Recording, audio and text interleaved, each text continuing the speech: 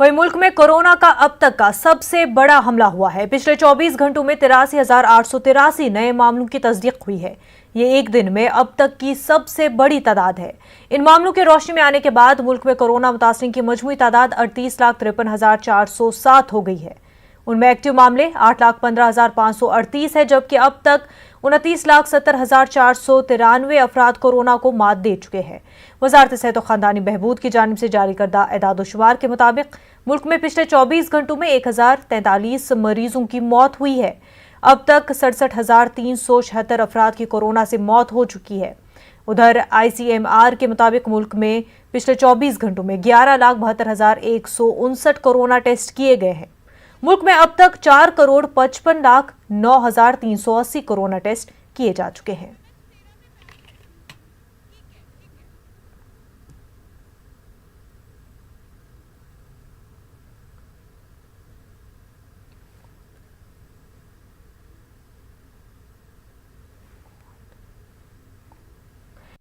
हमारी नुमाइंदा प्रीति इस वक्त हमारे साथ जुड़ चुकी है। प्रीति, जिस तरह से केसेस बढ़ते ही जा रहे हैं, आए दिन जो हम देख रहे हैं कि रिकॉर्ड टूटते जा रहे हैं कि हर दिन 24 घंटों में सबसे ज्यादा नंबर्स आ रहे हैं, तो किस तरह से इस पूरी सिचुएशन को कंट्रोल किया जा सकता है? बिल्कुल, मैं बता दूं कि जिस तरीके से कोविड के केस लगातार बढ़ते जा रहे हैं और आज कोविड के पिछले 24 घंटे में 83,000 के लगभग केस आए हैं। ये मैं आपको बता दूं कि अब तक का सबसे बड़ा आंकड़ा है। 83,000 जो केस हैं, इससे पहले अमेरिका में केस आए थे जो एक दिन में पिछले 24 घंटे में वो 76,000 केसेस थे।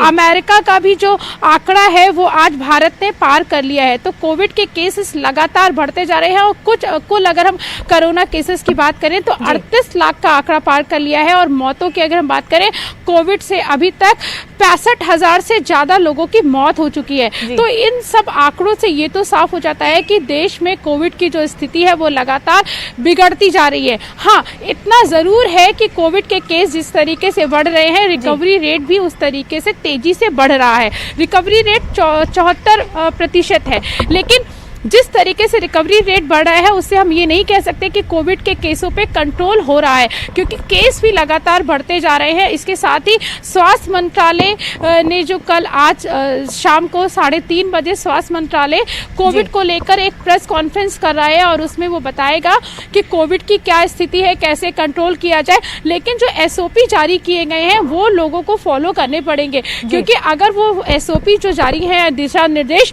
अगर वो फॉलो नहीं किए जाते तो इसी तरीके से जो केसेस हैं वो लगातार बढ़ते जाएंगे। हालांकि दिल्ली में पहले देखने को मिला था कि दिल्ली में जो केस थे वो लगातार बहुत तेजी से बढ़े थे, लेकिन वो जो ग्राफ था वो नीचे आ गया था। लेकिन ये जो ग्राफ है दिल्ली का, वो एक बार फिर तेजी से ऊपर बढ़ रहा है। इसकी एक साफ कारण आप ये समझ सकती हैं कि पहले जो लोग थे वो प्रिकॉशंस ले रहे थे, SOP दिशा निर्देशों का पालन कर रहे थे, लेकिन दिल्ली में जिस तरीके से ग्राफ तेजी से नीचे आया उसके बाद लोगों ने लापरवाही बरतनी शुरू कर दी और उसका ये नतीजा हुआ कि दिल्ली में एक बार फिर से जो कोविड के केस हैं वो लगातार बढ़ रहे हैं। इसी के साथ अगर मैं बात करूं उत्तर प्रदेश की, तो उत्तर प्रदेश में भी जो केस हैं वो लगातार तेजी से बढ़ते जा रहे हैं। लगभग इसी के साथ मुंबई की अगर मैं बात करूं तो मुंबई में भी पहले जो केसेस थे वो तेजी से बढ़ रहे थे, काफ़ी आंकड़ा ज़्यादा था, लेकिन अब मुंबई की जो स्थिति है उसमें केसेस तो बढ़ रहे हैं लेकिन एक कहीं ना कहीं स्टेबल होते हुए नज़र आ रहे हैं।